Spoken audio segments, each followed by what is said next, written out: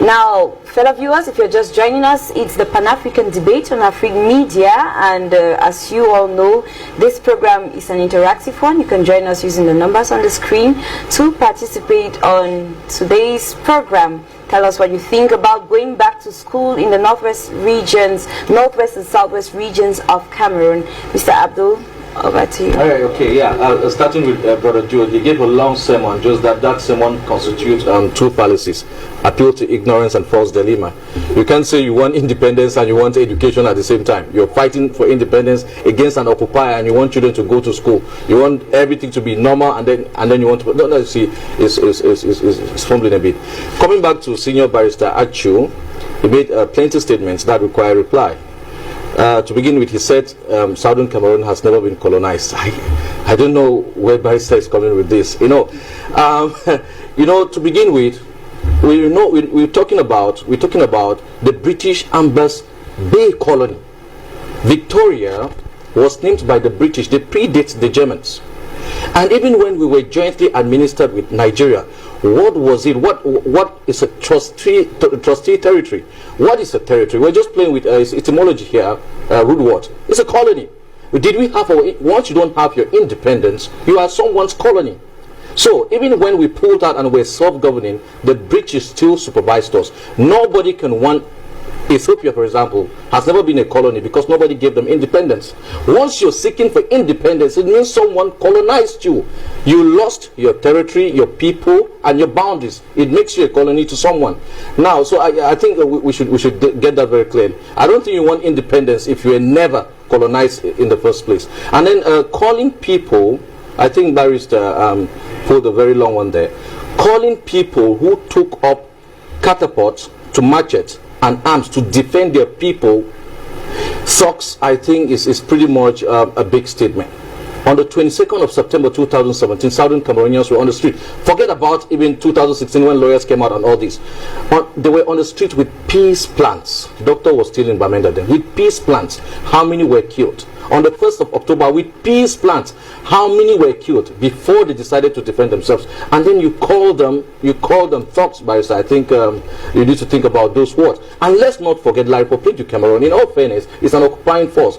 Whatever they are claiming on the British Southern Cameroon is totally illegal. So I thought Barrister would talk about legality, but he talked about legitimacy. And on the contrary, the people of Southern Cameroon are legitimate. On the contrary, those people you call thugs are more legitimate in the eyes of the locals than the military, because where are the people running to the bushes? To meet who? To meet the fighters. They are not running to barracks and police stations. So we talk of legitimacy, which is about acceptance. I think these people have accepted their brothers more. And then talking about my brothers and sisters in the diasporas, more than 2 million and out of 2 million, more than 1,300,000 are highly literate, working in high places. America is not stupid. They have not come to attack La République du Cameroon. Osama bin Laden, if he ever exists, left Afghanistan to attack the USA. Southern Cameroonians have not left Southern Cameroon to attack La République du Cameroon. So America has no need. And Nagy was very clear on that if they are against any international law or the law of USA, they are going to be tried. They know, the French brought the word terrorism under Jacobin, during the French Revolution. So they know who a terrorist really is. This is why it's defined clearly as this in modern espionage. It is called terrorism is the violence of the weak. War is the violence of the poor.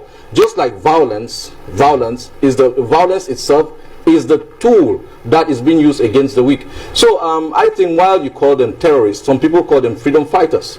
And one of those people would be me. So when we go to history, does La République du Cameroon have any right over Southern Cameroon? The answer is no. That is the legal matter. And I challenge, let the debate come. And Barrister also said federalists have not took up guns. No. All Southern Cameroonians, all of them, were federalists until 1972, when La République du Cameroon packed out of federalism. So everyone you claim today is an independentist who took up arms has one been a federalist. Dr. Fontaine is there. So federalists really, why haven't they taken up arms? Because they were locked up. Their voice resurfaced in 2018. None of them could speak after January 17, 2017, when Bala was locked. None of them could speak. It took blood of those today you call thugs. It took withstanding. It took diplomacy for federalists again to resurface some 1 year later to start talking. So anybody who has wanted independence, people like George Washington, he's the godfather of all presidents of America. Of America today, he stood against the Britishers. Nelson Mandela, he too stood against apartheid. Nelson Mandela was the #1 terrorist in the eyes of the West till 2010.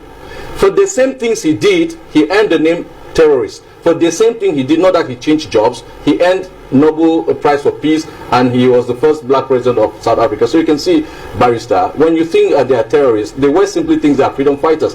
This is why Switzerland, Germany, and Canada say mediate. You don't mediate between one person, you mediate between two entities or two people. Barrister should be teaching me that legally. This means they have recognized that Southern Cameroon is a country on its own. La Republique is a country, so they want to sit in between them. What is the case? And that is what we should really be talking about right here, right now, if you're serious. People are dying, we should be talking about this root cause. Doctor would tell me that when you want to treat malaria, for example, you don't go to headache, to fever, to loss of appetite. You're wasting your time. You take the specimens, blood or whatever, put it to the lab, identify the parasite, and then kill the parasite. That is how you treat things. So all these things, children are not going to school today, marginalization, erosion of law system and educational system, those are symptoms. The parasite is Resolution 1608 in particular, and Resolution 1514, which clearly states that at independence, the instrument of governance be given back to the people. England did not do, they gave it to Aija. And Ndele challenged it the first day. People have challenged it, and today it has escalated. The children are saying, we know these things, and if you think we are not, again I come back, we are fighting today. We didn't start the fight, by the way, but we're fighting to talk. We are not talking to fight. So we're fighting. Come and talk. Come and tell us we are lying. Tell us that we were not self-governing and we didn't meet you with 3 different governments elected. One of the few in Africa. Self-elected. The first in Africa. 3 different governments. You still have 1 till today. Andre Maribida, Aijo, Bia, all appointed. People joined you freely. And we came with things, with stops. What did you bring? Nothing. Marketing board. Victoria Deep Sea Port. Tico Airport. Santa Coco. We came in with all these things. You take it away, and then and now you kill us, and then you behave as if we don't want education. No, I say this is not fair. This is not thinking historically, and I'm sure that Barrister will be able to correct me, and I'll stand corrected on the points I've made about the things he said. Okay, thank you, and I'm going to come back to you, Barrister Archie Julius, for a reaction.